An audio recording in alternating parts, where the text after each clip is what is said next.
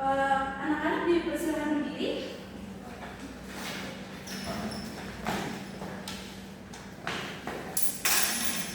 Berdiri dengan sikap siap ya.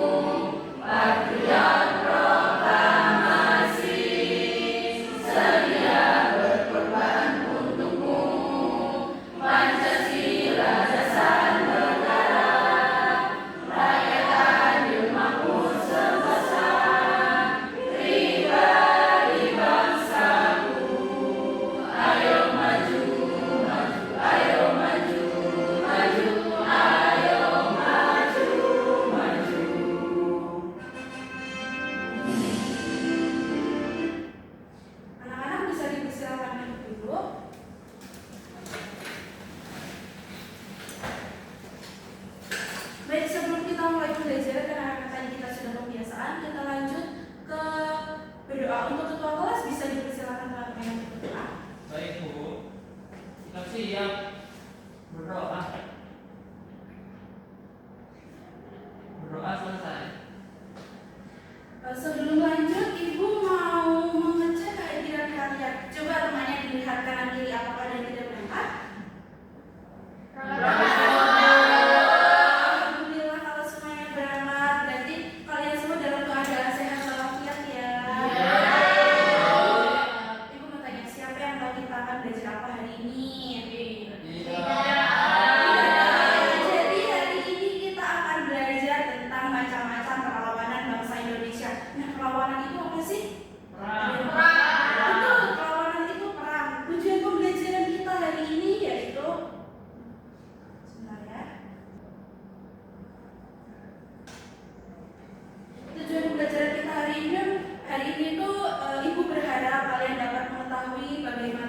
Siapa saja itu pahlawan-pahlawan yang berjuang melawan kemerdekaan, terus bagaimana persamaan perjuangannya, terus bagaimana faktor kegagalan dan juga bagaimana faktor keberhasilan dari peperangan yang dilakukan oleh pahlawan-pahlawan tersebut.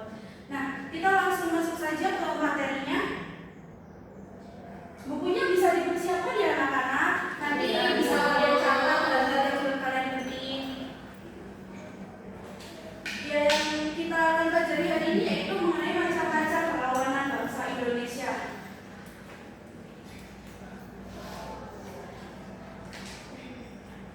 Perlawanan itu seperti yang sudah kalian tadi bilang, perlawanan itu kayak perang-perang gitu ya.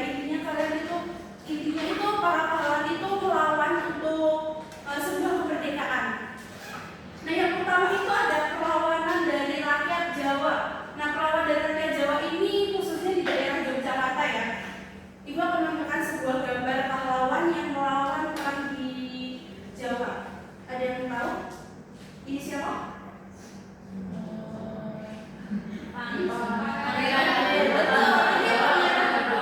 Betul sekali, ini Pangeran Diponegoro. Nah, Pangeran Diponegoro ini melawan salah satu perang yang ada di tanah Jawa, tepatnya di daerah Surakarta, Yogyakarta pada tahun 1825 sampai 1830. Nah, perang yang dipimpin oleh Pangeran Diponegoro ini bisa kita sebut dengan namanya Perang Jawa ya, karena letaknya juga di Jawa.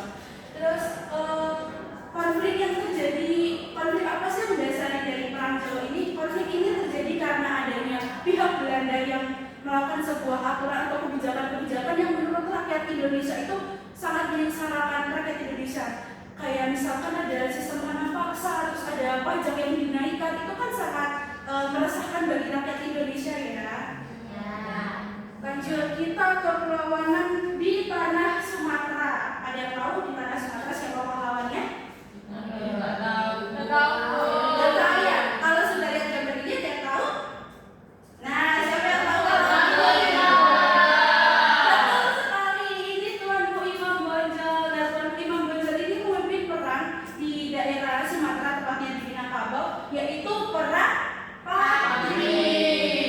Nah, perang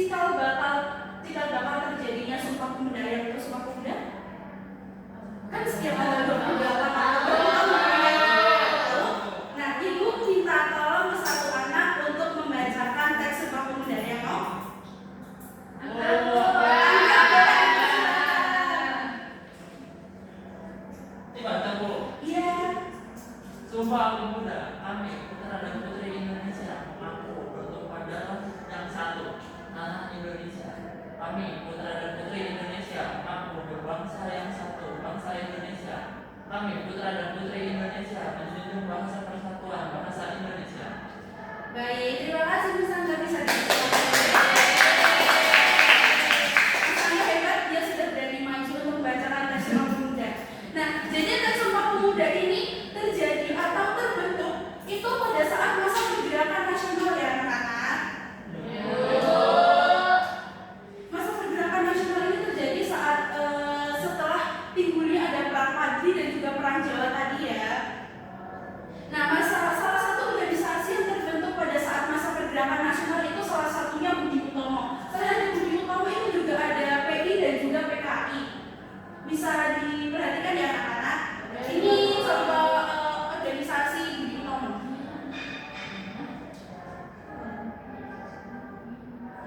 Nah, ini juga salah satu teks Sumpah Pemuda.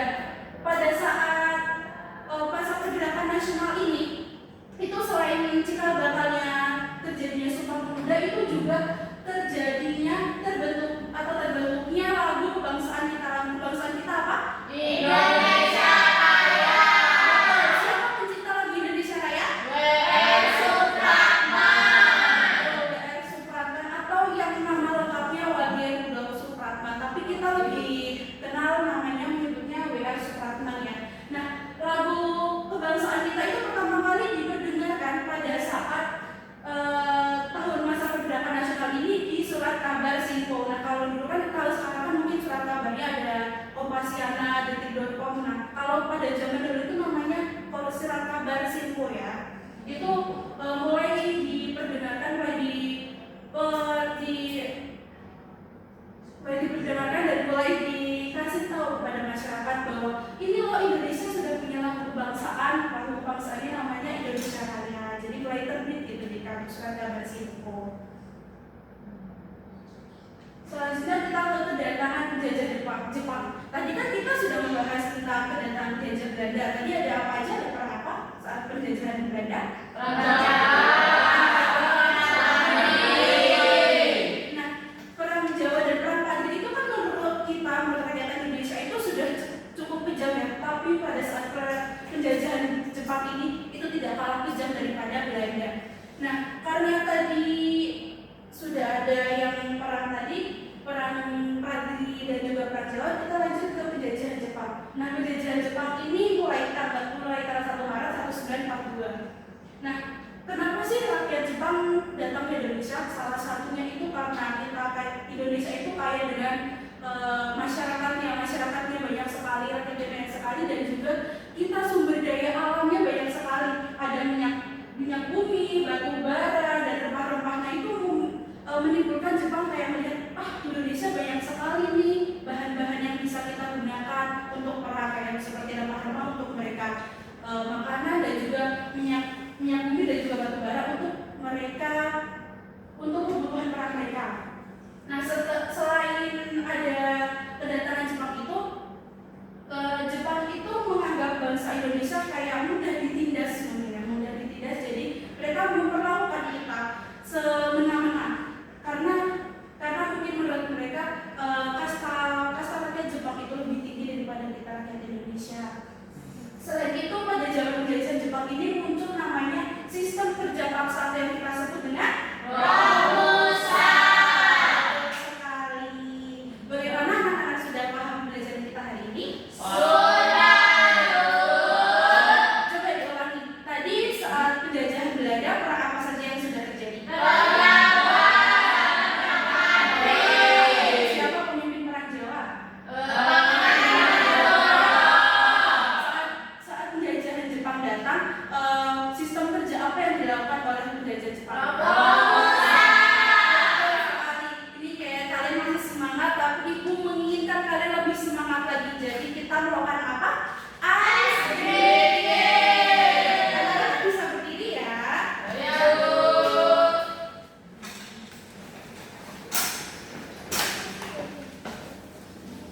Yang semangat ya nanti anak-anak.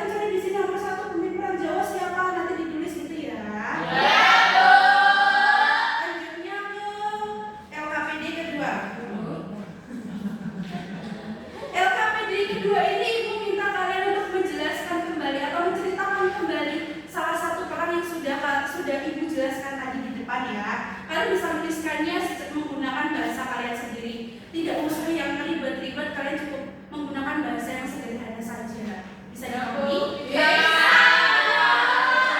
Selanjutnya Ibu akan membagikan LKPD ini dan juga membagikan kelompok. Untuk bagian sini ada Mas Aga itu kelompok 1 dan juga bagian belakang Mbak Yulvina itu kelompok 2 ya. Ya.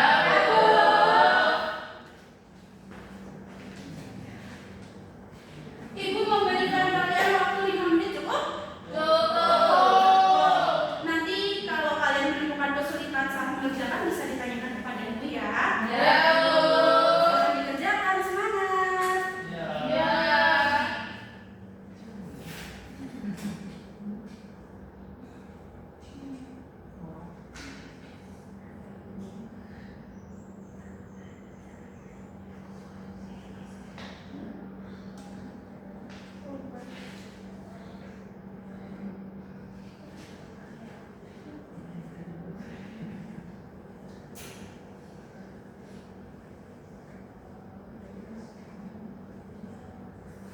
Bagaimana? Ada yang ingin ditanyakan?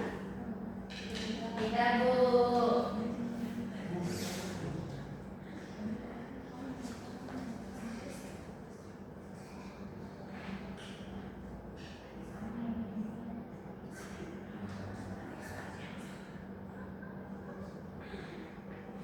Bisa dikerjakan secara berkelompok ya anak-anak? Ya, Bu. Di sini ada yang ingin ditanyakan? Ya, Bu.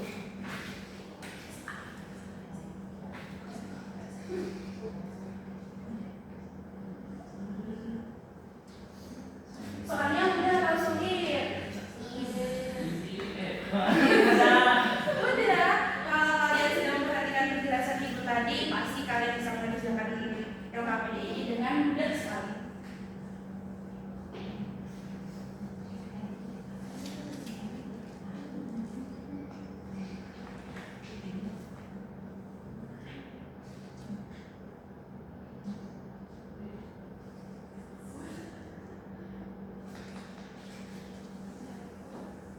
Nanti setiap kelompok menyiapkan satu perwakilan ya untuk maju ke depan mempresentasikan hasil diskusi kalian ya.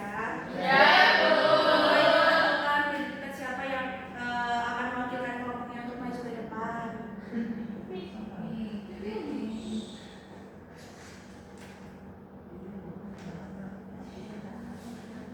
2 menit lagi anak-anak.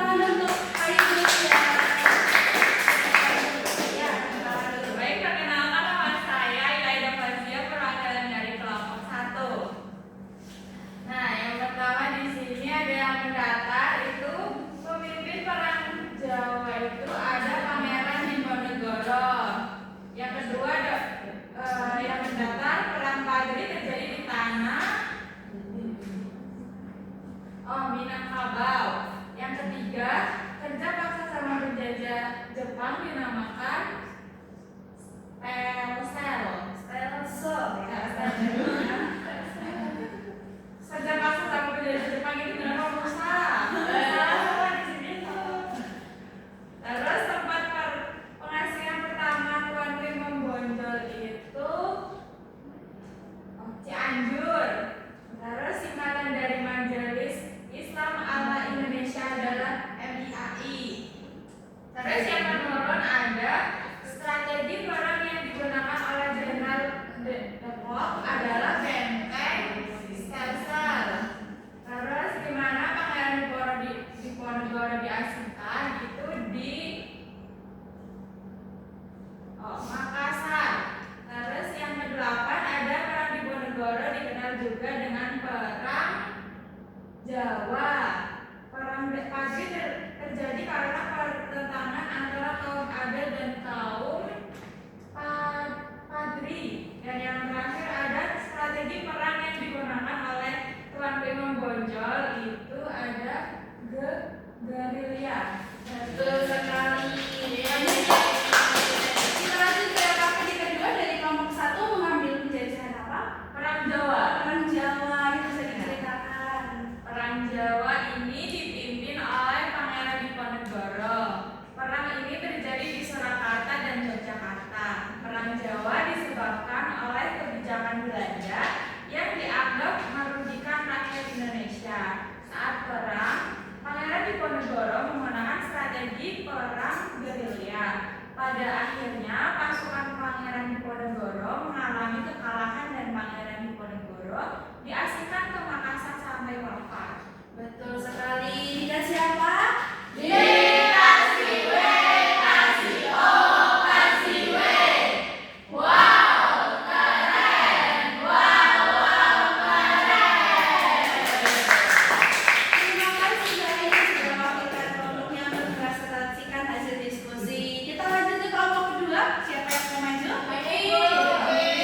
Kasih tepuk tangan dulu.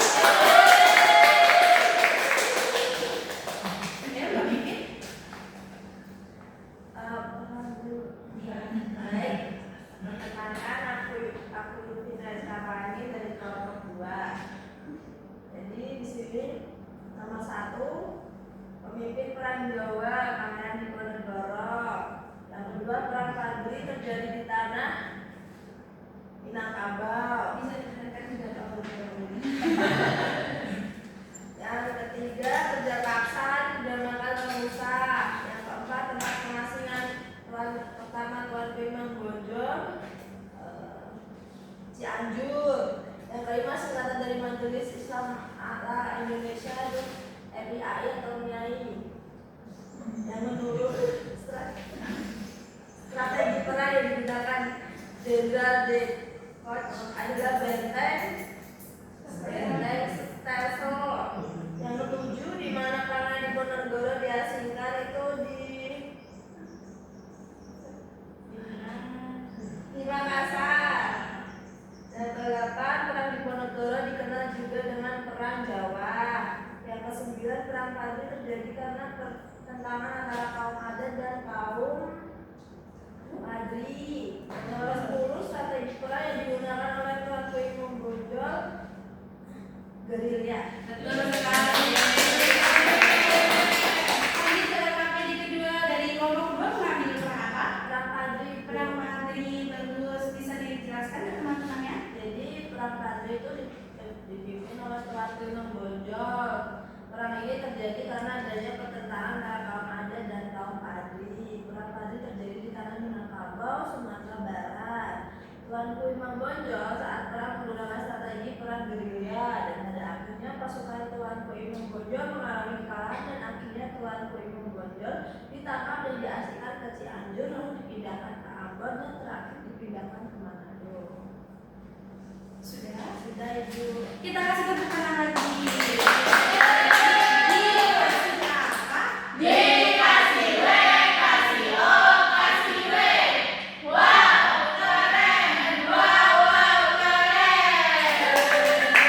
Terima kasih untuk kelompok 1 dan 2 sudah berani maju ke depan yang mempresentasikan hasil diskusi kalian. Selanjutnya Ibu akan mengevaluasi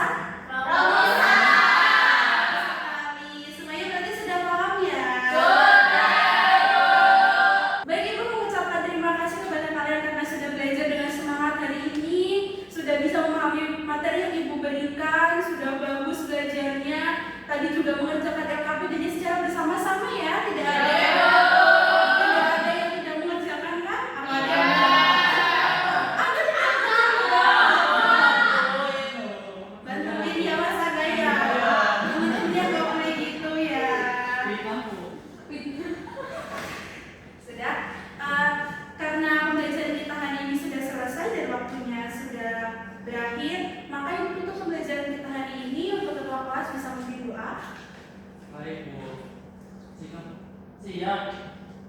Berdoa mulai. Berdoa selesai. Ibu tutup pembelajaran kita hari ini. Wassalamualaikum warahmatullahi wabarakatuh.